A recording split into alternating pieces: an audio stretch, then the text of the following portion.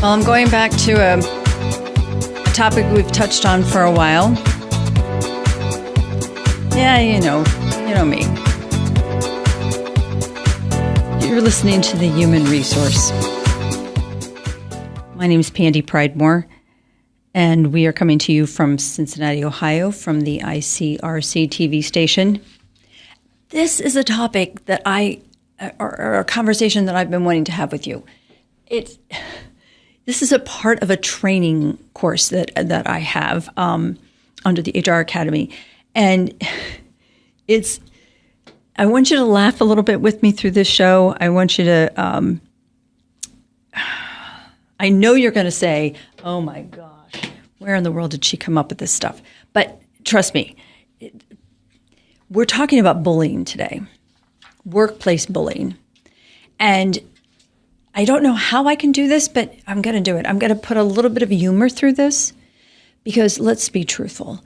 And we've talked about this. Everyone's been bullied at some point in your life.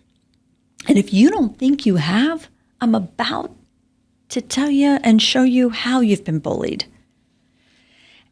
Bullying is not, unfortunately, it's something that we kind of push aside and go into denial. And we're not confronting it like we should in the workplace. We are not. If you listened to an earlier show with Scott Warwick, I mean, he flat out told you in that show how bullying and pressure and stress, what it does to our bodies and what it does to our brains. And none of it was good. He didn't say a single thing that I want to hear again. And yet this is going on. So what I'm going to do today is I'm going to give you the personality types of a bully. I'm going to describe for you individual personalities that literally their actions, their approach to their work is essentially bullying. And stop and think about why this should be important to you. Because again, I know not all of you are HR people. But if you're listening to this show, you have some kind of a responsibility or some kind of an interest in the workforce and in the people involved in that. And in helping to maintain a safe and secure workplace where people enjoy coming to work and where people are productive and things are positive. So Let me give you some personalities that I want you to think about, and we'll talk about what you should do at the end with some of these individuals, because when I first got this material in the training program, I was astonished. But let's just start right out with the first. The first is the prankster. Now think about that. They think they're the funniest guy or girl in the room. Everyone can have a laugh when a banana shows up in the place of a handset or someone's phone, but when that same person finds that stapler stuck in Jell-O and their desk covered with headshots of the wrong person, the pranksters found out that their victim was not so funny. And what they're doing, they take it very personal. The prankster wants to be the center of attention. And how is that healthy? Because if they're pranking somebody, that means somebody else is on the bottom of the totem pole. Somebody else is being humiliated. Or somebody else is being made to look really silly. Pranksters are everywhere. But they're actually a bully. How about psychopaths? Saboteurs or psychopaths? Sneaky people. They're not forthright. Sometimes they're talking behind your back. They're setting situations up so that they always look good. They're not good team players unless they're in the team so that they know what's going on. They can try to control certain things. They belittle people. Do you have them in your workplace? Another one, which I think we all can identify very quickly, is the critic. This is the person that just can't find anything nice about anything that's said. They can find something wrong with everything. Are they giving us better ideas? Are they bringing us suggestions that we should think about versus what we just shared? No, because the critic is so insecure that they just want to be miserable.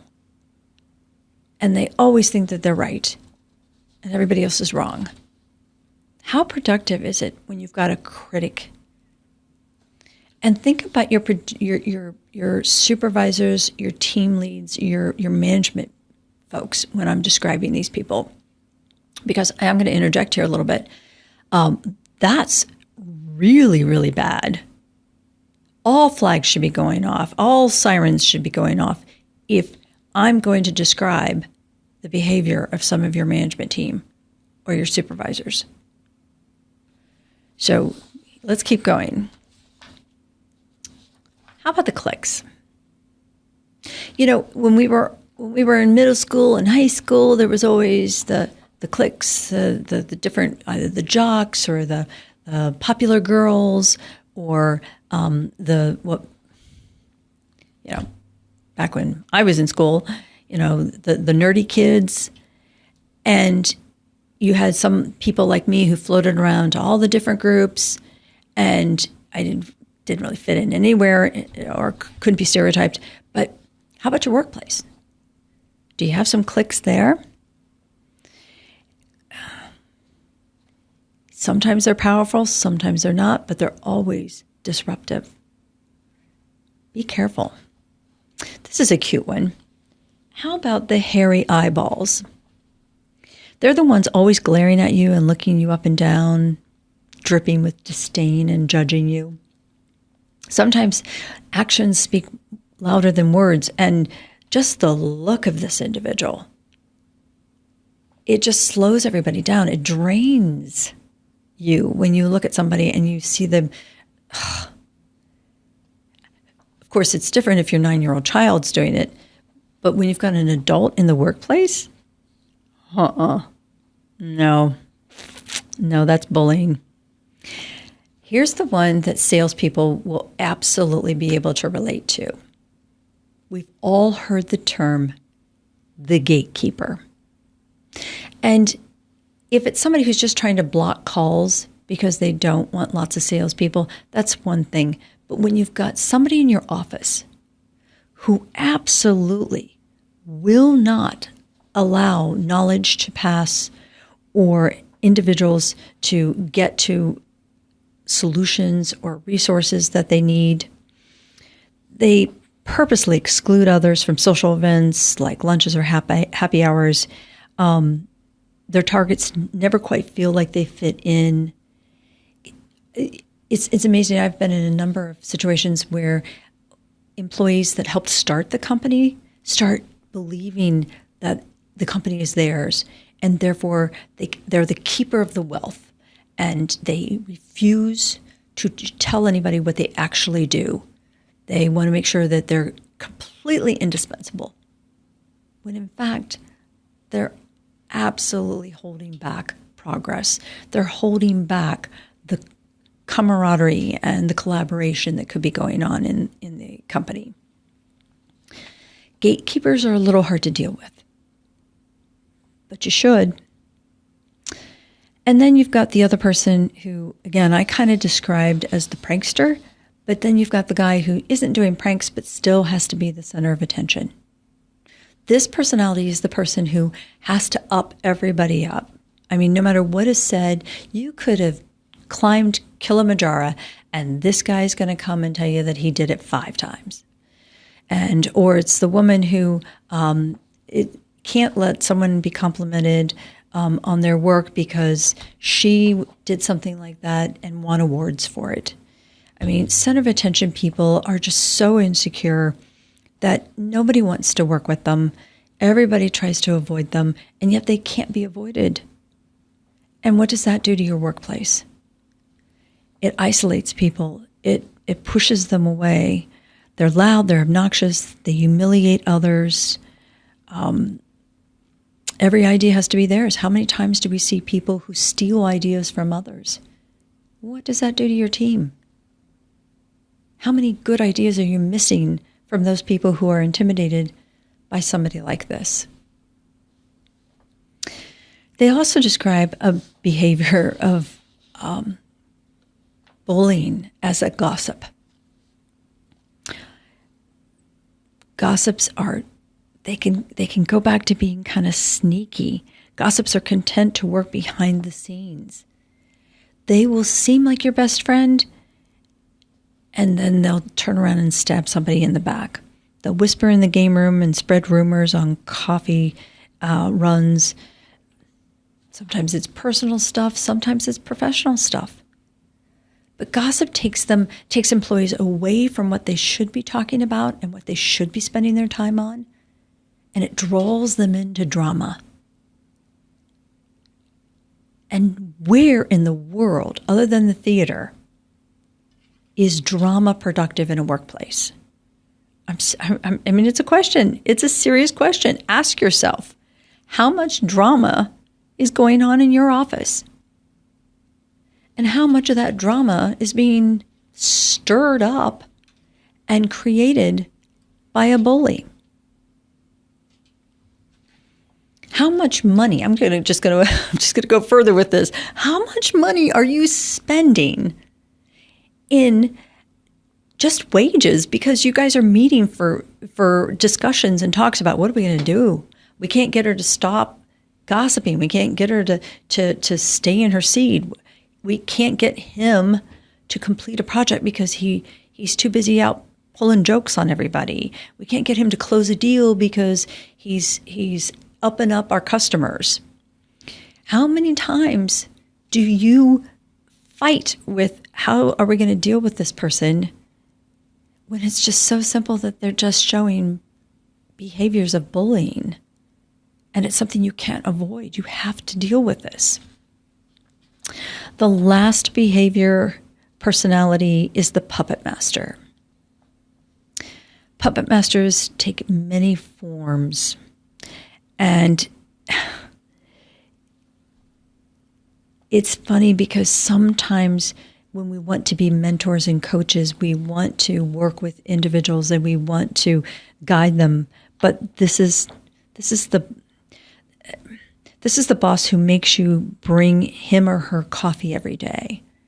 They use intimidating factors to make you feel guilty if you don't do things.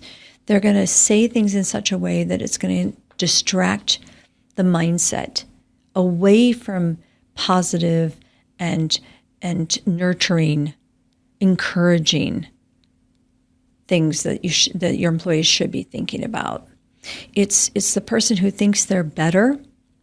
And so here, let me tell you what you should be doing. Let me tell you how you should do that. Employees should never be made to feel like they're doing something for the benefit of someone else if it's not in the best interest of the company or in the best interest of the team or the group. If I go further with this, and again, this is kind of getting off the topic a little bit, but if I look at some of these behaviors and personalities, I can easily see where some of these people might even be taking you into other issues like discrimination or harassment. And we all know, again, you don't have to be in HR to know that harassment is absolutely intolerable in the workplace. You can't allow things to escalate from bullying to harassment. 10 different personalities of bullying and so much damage that they can, just havoc they can wreak and bring to your workforce. Is this something you can ignore? Is this something that you can just stay in denial on? Look, I know these conversations are hard, but these are conversations you need to have. If you're at all in a management position and concerned about your workforce. You've been listening to The Human Resource. Let us know if we can help you. That's what we're here for.